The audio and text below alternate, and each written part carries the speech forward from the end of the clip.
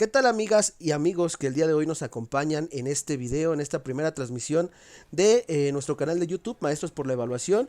El día de hoy vamos a hacer una comparación entre tres reformas educativas que han existido hasta la fecha, con el artículo tercero, que fue en el 2011, en el 2013 y el actual en el 2019, y hay que analizar y comparar en qué se fueron modificando cada uno de estos artículos a través del tiempo, porque muy probable dentro de tu proceso de promoción horizontal y admisión docente y también promoción vertical te van a preguntar al respecto de estas modificaciones y cuáles son los datos más relevantes de las mismas.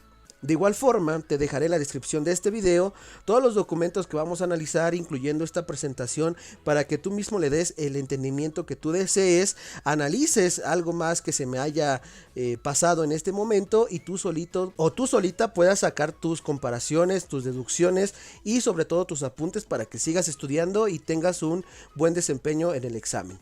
Pero bueno, sin más, vamos a continuar con este análisis profundo y comenzamos.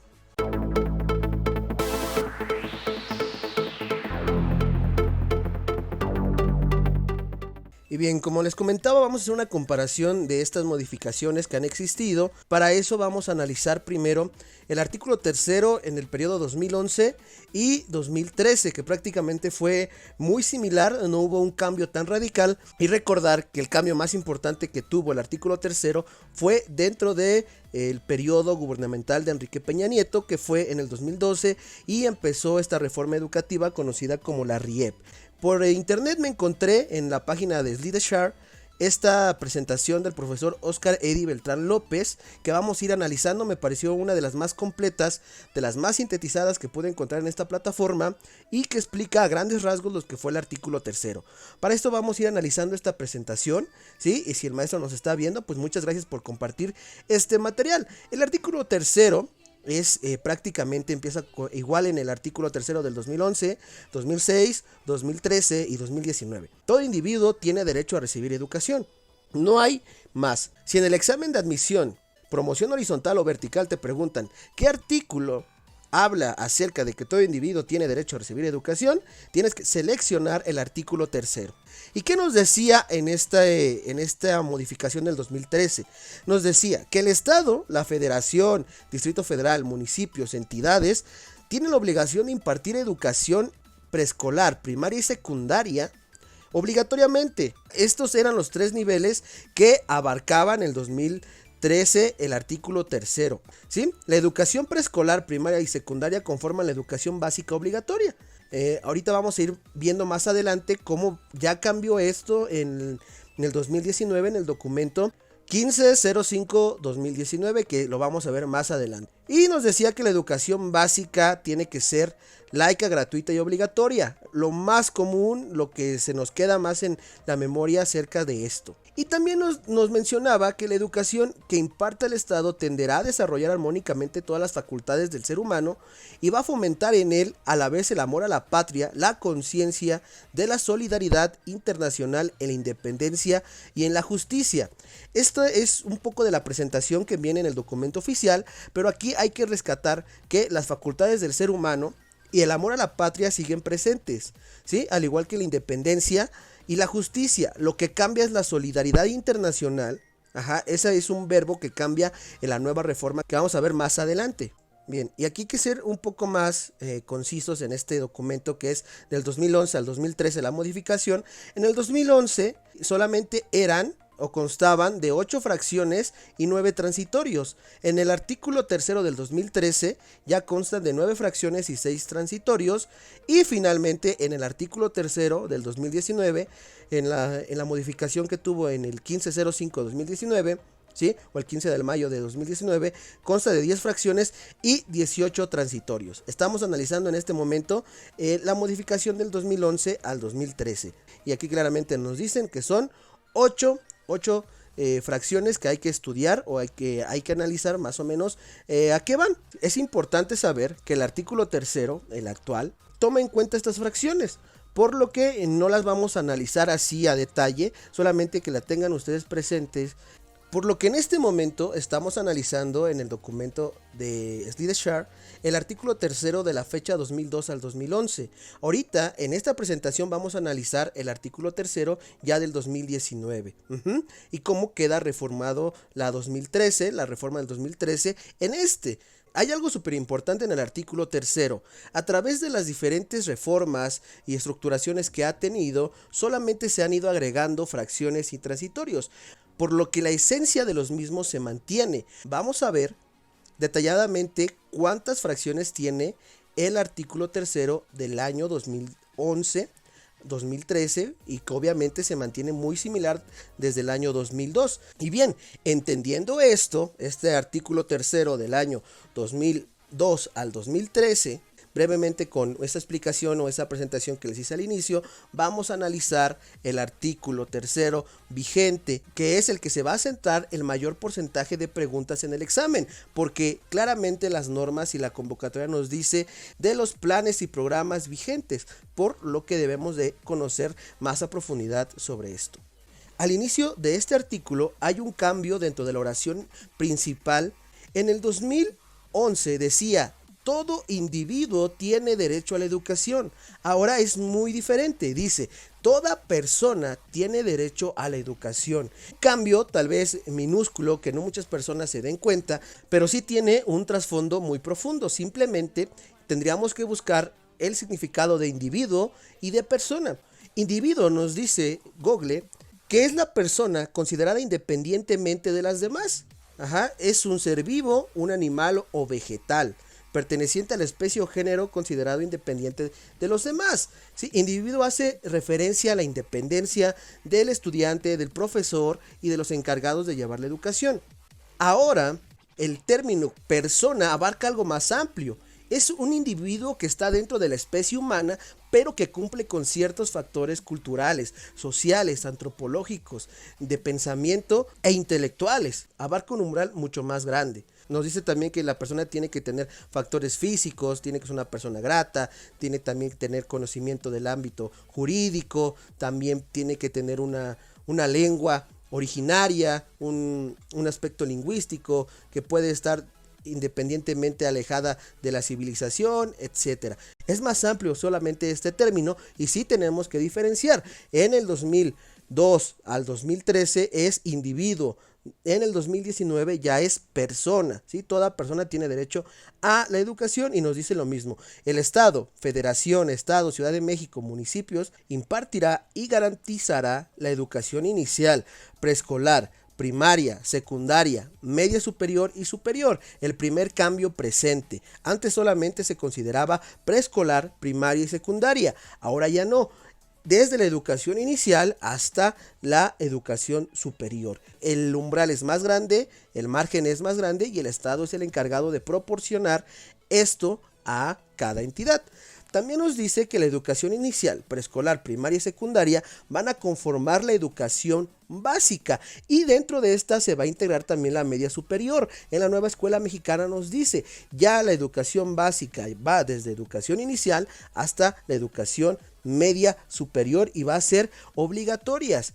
También al inicio de este artículo nos dice algo súper importante, incluso aquí lo marqué de otro color, donde dice que la educación inicial es un derecho a la niñez y será responsabilidad del Estado concientizar sobre su importancia.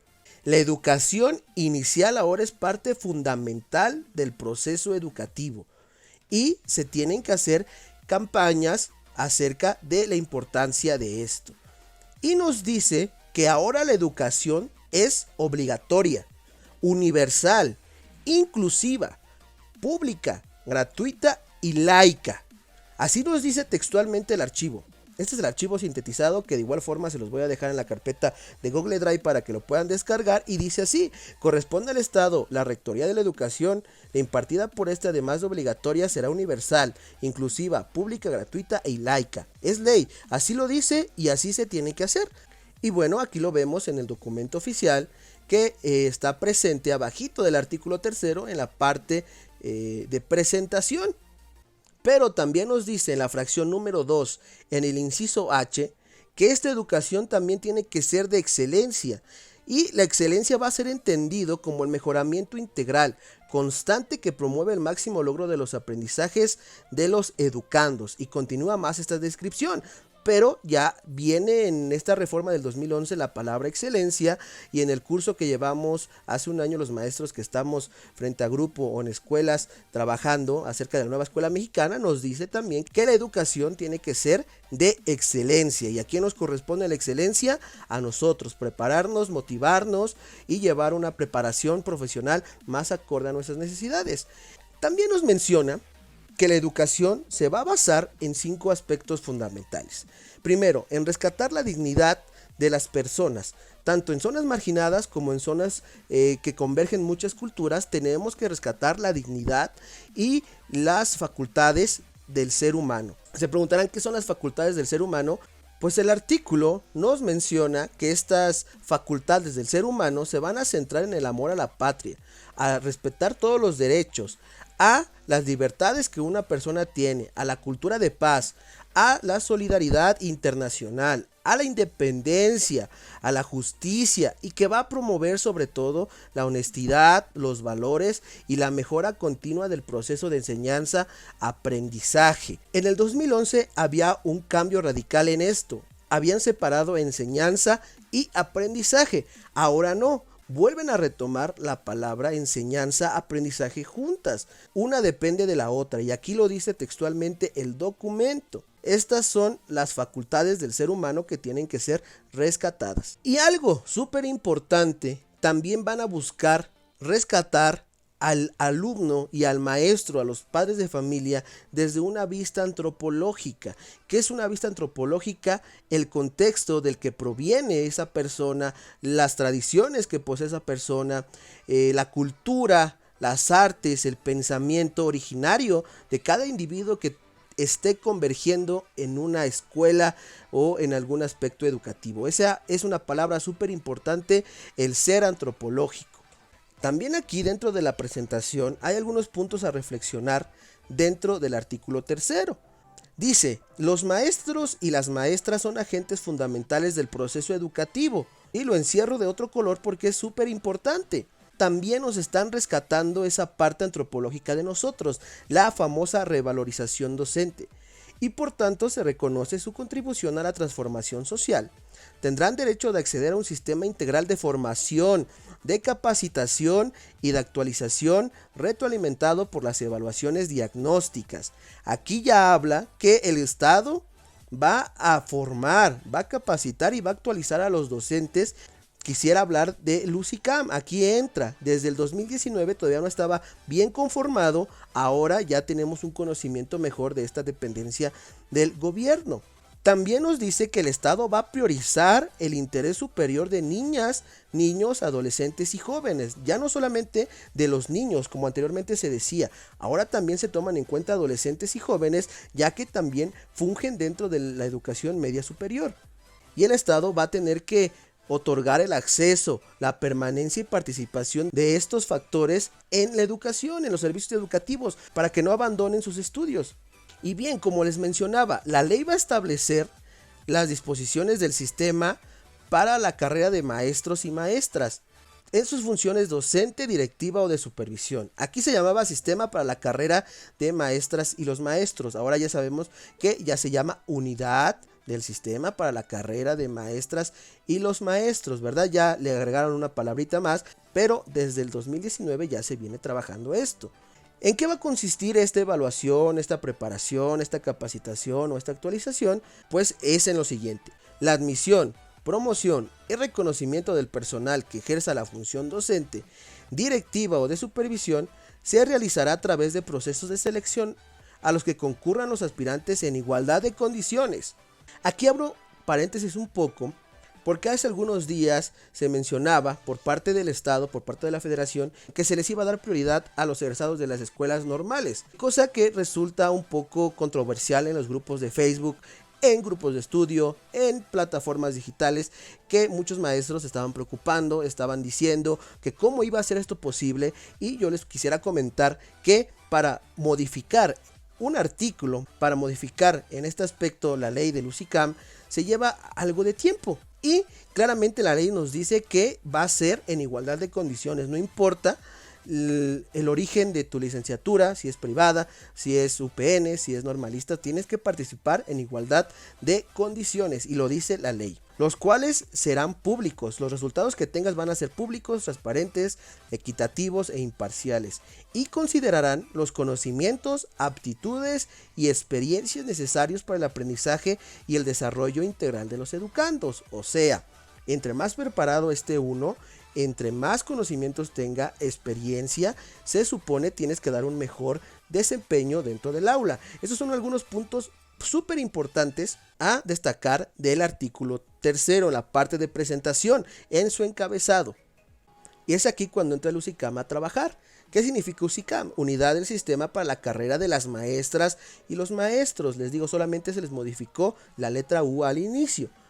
¿Para quién va a ser dirigido o para qué va a ser creado esta plataforma? Para evaluar lo que anteriormente se llamaba servicio profesional docente. Las funciones. Esto va dirigido hacia los docentes, directivos o directivas, supervisores o supervisoras, técnicos docentes que estén cumpliendo el perfil. Claramente lo dice el artículo 3, que estén cumpliendo el perfil con el que haya salido su nombramiento. En este caso, código 10 o algún equivalente que diga técnico docente que esté en su función. Va a ser enfocado hacia este tenor. Los procesos van a ser de admisión, promoción horizontal y vertical, de reconocimiento, doble plaza. Tienes que participar en un diferente nivel siguiendo los procesos de admisión. Ejemplo, si estás laborando en primaria, tienes que participar en preescolar, secundaria o media superior, pero no puedes participar en el mismo nivel en que te encuentras. En esta parte va la doble plaza y la promoción a horas adicionales. Las características van a consistir en que serán públicos, transparentes, equitativos e imparciales, y que van a considerar los conocimientos, vocación, la preparación profesional, las aptitudes y experiencias que cada docente tenga. Obviamente un docente que tenga mejor experiencia, que tenga más años de servicio, que tenga mejor preparación profesional, ya sea una maestría o un doctorado o un posgrado, van a tener más oportunidad de participar en estos procesos, ¿sí? Pero cualquier docente o docente que va a ingresar al sistema puede participar.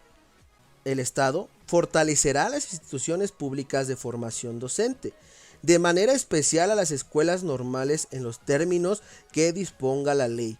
Claramente, Andrés Manuel López Obrador, cuando ingresó al sistema, dijo claramente iba a rescatar a las escuelas normales del país, y el artículo 3 nos dice, se les va a dar prioridad, va a dar fortalecimiento a las instituciones públicas de formación docente, o sea, todas, UPN, las universidades características de cada estado, la UAC, UAMX, la UNAM, etcétera, les van a dar esta prioridad, pero de manera especial a las escuelas normales, y así lo dice el documento del artículo 3. ¿Y esto qué quiere decir? Que los planteles educativos van a constituir un espacio fundamental para el proceso de enseñanza y aprendizaje desde la parte formativa, por lo que el Estado va a tener que garantizar que los materiales didácticos, la infraestructura educativa, su mantenimiento y las condiciones del entorno sean los idóneos y contribuyan a los fines de la educación. Esto le toca al Estado. Va a tener que fortalecer las escuelas de formación desde preescolar, desde educación inicial hasta el nivel superior, haciendo énfasis en las escuelas públicas de formación docente. Esto lo va a dirigir en gran parte el Ejecutivo Federal, que va a determinar los principios rectores y objetivos de la educación inicial. Los planes y programas, va a ser el encargado de diseñar estos aspectos, pero no solamente los van a hacer por hacer, sino que también van a tomar en cuenta a todas las entidades, sus realidades, contextos regionales y locales. En educación primaria ya en este ciclo escolar empezaron a modificar algunos libros de texto dependiendo del lugar, en este caso entidad donde vivo, historia, formación, educación socioemocional, pense ya con las características distintivas de esa región, de esa entidad, para trabajar este aspecto del ser antropológico dependiendo su contexto en el que coexiste. Los planes y programas de estudio tendrán una perspectiva de género y una orientación integral, por lo que se van a incluir conocimientos de ciencias y humanidades. ¿Cuáles son estas materias? Pues son la enseñanza de las matemáticas, la lectoescritura, la literacidad, la historia, geografía, civismo, filosofía, la tecnología, innovación. Esto es súper importante, ¿eh? Estas dos palabritas son nuevas y ya es ley. Tecnología, innovación, las lenguas indígenas de nuestro país, en el aspecto del ser antropológico e intercultural, las lenguas extranjeras, educación física, deporte, las artes, en especial la música. Música, para rescatar este aspecto muy rico que tiene México en la cultura musical. La promoción de estilos de vida saludables, la educación sexual y reproductiva y el cuidado del medio ambiente, entre otras más. Ok, maestros, ya llegamos a la parte medular del artículo 3 después de analizar brevemente toda la presentación de un inicio. Les mencionaba al comienzo de este video que debemos de aprendernos qué fracciones eran en cada reforma. En el 2002 al 2011 constaba de 8 fracciones y 9 transitorios. En el artículo 3 del año 2013 constó de 9 fracciones y 6 transitorios. Y finalmente en el artículo 3 que estamos analizando, que es el que están viendo en pantalla, consta de 10 fracciones y 18 transitorios. Si viene una pregunta en nuestro examen, ya sea de admisión o promoción, que diga cuántas fracciones tiene el artículo 3 vigente, debemos de contestar que 10. La primera fracción de dice que será garantizada por el artículo 24, la libertad de creencias. Dicha educación tiene que ser laica y por tanto se va a mantener por completo ajena a cualquier doctrina religiosa. Muy similar a las reformas anteriores, pero ahora citan un artículo 24 que también les recomiendo leer para analizar en qué consiste la libertad de creencias y la historia del mismo, desde las leyes de reforma con Benito Juárez y cómo se incluyó esto dentro de la Constitución mexicana. La fracción 2 es una de las más amplias y ya la había citado en un inicio. Consta de 8 incisos súper importantes a analizar. Esta fracción nos dice que el criterio que va a orientar a esa educación se basará en los resultados del progreso científico, luchará contra la ignorancia y sus efectos, las servidumbres, los fanatismos y los prejuicios. De manera que esta oración nos refleja algunas palabras súper importantes. Progreso científico, que va a luchar contra la ignorancia, contra las servidumbres, los fanatismos y los prejuicios. También nos menciona que tiene que ser democrático, va a ser nacional, no porque yo viva en Jalisco y él viva en Sinaloa. Van a tener que utilizar un artículo 3 diferente o van a poder hacer caso omiso de no, va a ser nacional. Tiene que atender a la mejora de la convivencia humana, equitativo, inclusivo, intercultural e integral. Estas 4 palabras las quise mencionar porque hay que investigar el concepto de cada una de ellas. Cómo lograr la equidad en un salón de clases. Recordar que equidad no es darle lo mismo a todos, es ser justo e igualitario con lo que necesita cada estudiante. Cómo incluir a la educación, cómo rescatar la parte cultural, la parte interna de estas tradiciones, de estas costumbres que cada estudiante posee dentro de su historia. Tiene que ser integral, tiene que tener un porqué, hay que saber el trasfondo del origen de estas palabras. Y finalmente el que comentaba al inicio de la presentación, tiene que ser de excelencia y esa nos toca a nosotros. La fracción 3 se deroga, se queda igual que las demás modificaciones que se han hecho. La 4 sí tiene una modificación que dice toda la educación que el Estado imparta será gratuita. Esto quiere decir las escuelas que pertenecen a la federación y las que pertenecen hacia el Estado tienen que impartir una educación gratis. También nos dice en el 5 que toda persona tiene derecho a gozar de los beneficios del desarrollo de la ciencia y la innovación tecnológica. En este aspecto hay escuelas que también pertenecen al Estado que motivan que los estudiantes y que los maestros sean parte de esta era de la comunicación, de esta era de la tecnología y que los estén motivando dentro de la ciencia y la innovación tecnológica. Tenemos al CONACYT, tenemos al CECITEM, tenemos a la UNAM, tenemos al TEC de Monterrey, etcétera, que son escuelas que motivan esta innovación tecnológica y que también el Estado les proporciona un recurso para que sigan trabajando en este aspecto. Y les mencionaba TEC de Monterrey porque el punto número 6 va de la mano del punto número 5, de la fracción número 5, donde dice: los particulares podrán impartir educación en todos sus tipos y modalidades. Y esta fracción número 6 se queda casi igual que en la modificación del 2011 del 2013, donde nos dicen también que en los términos que establezca la ley, el Estado va a otorgar y retirará el reconocimiento de validez oficial de los estudios que se realicen en los planteles particulares.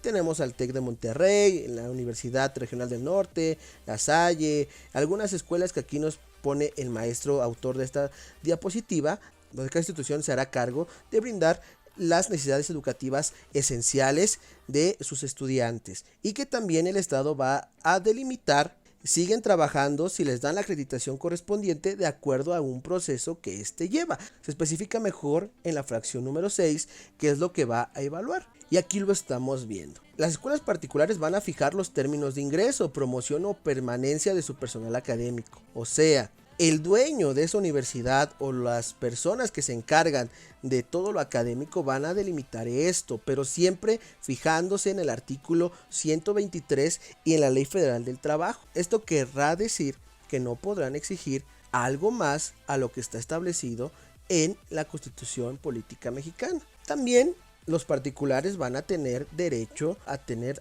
autonomía, a una libertad de cátedra y de investigación, ellos emitir sus reglamentos internos apegados a esta fracción.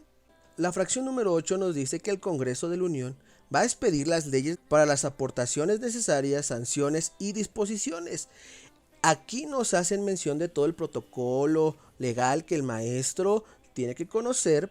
En la fracción número 9 dice que el Sistema Nacional de Mejora Continua de la Educación será coordinado por un organismo público. Esta fracción número 9 también es una de las más importantes junto con las dos, ¿sí?, que hay que leer bien a detalle porque hace referencia a todo el marco legal. Y aquí en pantalla pueden ver un poco desglosado lo que dice esta fracción. Tiene que tener una junta directiva, el Consejo Técnico de Educación, no el Consejo Técnico Escolar. El Consejo Técnico Escolar queda súper abajo de esta cadena. El Consejo Técnico de Educación, junto con el órgano de Contraloría y un Consejo Estatal o Federal Ciudadano, van a emitir las normas y acuerdos y modificaciones que los planes y programas o que el artículo 3 tengan que tener. Pero, ¿cuál es el origen de esta junta directiva, de este Sistema Nacional de Mejora Continua de la Educación? ¿Cuáles son estos principios? La independencia, transparencia y objetividad de la educación, la pertinencia, diversidad e inclusión. ¿Se dan cuenta que algunas palabras se repiten en muchas de las fracciones? Porque es importante conocerlas a detalle. Esta palabra de diversidad, quisiera sugerirles un libro de Carol M. Tomlinson que se llama La Aula Diversificada y nos menciona cómo es una escuela que tiene que ser inclusiva, diversa y laica. Estos principios nos dan origen a una junta directiva que es la responsable de la conducción, planeación, programación, organización y coordinación de todas las leyes, de todos los planes y programas, de todos los transitorios que lleguen a salir a partir de la publicación de esta modificación del 15 de mayo del 2019 y va a ser nombrada por los senadores. Y el Consejo Técnico de Educación, que es muy diferente al Consejo Técnico Escolar, va a asesorar a la junta directiva y estará integrado por 7 personas que van a durar en el cargo 5 años de forma escalonada y van a procurar la diversidad y representación de los tipos y modalidades educativas. Y abajo del Consejo Técnico de Educación vienen las autoridades educativas de cada estado, luego ya viene los sectores, supervisiones, subdirecciones y de nueva cuenta vienen los sectores educativos, supervisiones escolares, direcciones escolares y ya hasta casi abajo viene el Consejo Técnico Escolar, que también tiene un poder interno dentro de la ley. Las decisiones que se tomen en los consejos técnicos escolares son sustentadas por la Junta Directiva desde la Cámara de Diputados y específicamente con los senadores encargados de emitir estos lineamientos. Y finalmente la fracción número 10 nos dice lo siguiente: la obligatoriedad de la educación superior corresponde al Estado. Las autoridades federales y locales establecerán políticas para fomentar la inclusión, permanencia y continuidad en los términos que la ley señale. Asimismo, van a proporcionar los medios de acceso a este tipo educativo para las personas que cumplan con los requisitos dispuestos por las instituciones públicas. Asimismo, proporcionarán medios de acceso a este tipo educativo para las personas que cumplan con los requisitos dispuestos por las instituciones públicas. O sea, si vas a participar para ingresar a alguna universidad de orden pública, esta universidad te tiene que establecer unas políticas que te permitan participar de manera laica, de manera equitativa, de manera igualitaria, que te permitan también incluirte dentro de, y que ya dentro de esa educación superior tú permanezcas hasta culminar tus estudios. Es ley y es la labor educativa que la educación superior tiene que hacer, porque el Estado les va a dar el recurso, el Estado les van a proporcionar todas las herramientas para que ellos cumplan con lo dispuesto por la ley. Y finalmente, en la última parte de este documento oficial de la Federación o diario oficial de la Federación, vienen los 18 transitorios que les había comentado en un inicio, donde dan a entender desde cuándo va a entrar en vigencia este documento, quiénes van a ser los encargados, ¿sí?, hasta cuándo se va a aplicar, cuáles son las sanciones y afectaciones si no cumples con esta ley, con esta modificación. Es algo súper importante. En el transitorio número 3 dice: quedan sin efectos los actos referidos a la aplicación de la Ley General de Servicio Profesional Docente que afectaron la permanencia de maestros y maestras en el servicio. Esto es súper importante porque a partir de que se emitió este artículo o este documento, la Ley General del Servicio Profesional Docente, SPD, ya no tienen validez. Ahora los decretos y lineamientos que tienes que leer son los que emita el UCICAM. También nos menciona en el transitorio número 5 que el Congreso de la Unión tiene que expedir esta ley y que la conozca todo el personal que trabaja para la Federación o para el Estado. Y nos hace mucha referencia al Congreso de la Unión, a las legislaturas de cada estado, a cómo se va a integrar la primera junta directiva, que la Cámara de Senadores tuvo que haber estructurado después de los 30 días emitido este documento. Y aquí claramente lo dice: la Cámara de Senadores designará a sus 5 integrantes en un plazo de 30 días naturales contados a partir de la entrada en vigor de este decreto. O sea, ya lo hicieron. Ahorita tienen que volver a modificar este documento porque, como decía la fracción número 9, la junta directiva se va a ir escalonada año con año de aquí a que termine el periodo de Andrés Manuel López Obrador. Y a partir del transitorio número 9 hacia abajo, hablan mucho acerca de la junta directiva, del Instituto Nacional para la Evaluación de la Educación, entre siglas el INE. También nos mencionan acerca de la obligatoriedad de la educación inicial hasta la superior, cómo se va a ir modificando el artículo 3 de acuerdo a las necesidades contextuales de cada entidad. Y bueno, compañeras y compañeros que vieron este video, que me regalaron unos minutos de su día, de su tiempo, espero haya sido de su agrado. Intenté sintetizar toda esta información lo más digerible posible para que quedara claro cuál fue la modificación del artículo 3, los aspectos fundamentales dentro del mismo, en qué ahora ya es obligatorio estar trabajando y haciendo énfasis, como lo es la educación inicial hasta la educación superior, los verbos que se incluyeron, que ya no solamente es laica, gratuita y obligatoria, ya son 6 verbos que hay que aprenderse para el examen de admisión o promoción o simplemente por el hecho de estudiar. Recuerden que si les gustó este material, déjenme un like, compartan este contenido con algunos conocidos, maestros, egresados de escuelas normales, egresados de UPN, egresados de escuelas universitarias, para que analicen un poco el artículo 3. Y recuerden, compañeros, que en la descripción de este video les voy a estar dejando el link a Google Drive para que descarguen todo este material que ocupamos para realizar este contenido. Desde la presentación que descargamos en SlideShare, esta presentación en formato PDF, el documento vigente, del artículo tercero constitucional, así como las versiones que hablamos brevemente del 2011, 2013, inclusive vamos a integrar la del 2002 para que le den una leída y analicen cuáles fueron los verbos que cambiaron. De antemano fue un gusto, recuerden seguirnos en nuestras redes sociales, estamos en Facebook como Maestros por la Evaluación, en Twitter como Maestros por la Evaluación, en Instagram también estamos como Maestros por la Evaluación. Yo fui el maestro Luis Manuel, un gusto y les envío un saludo a la distancia. Cuídense mucho, bye.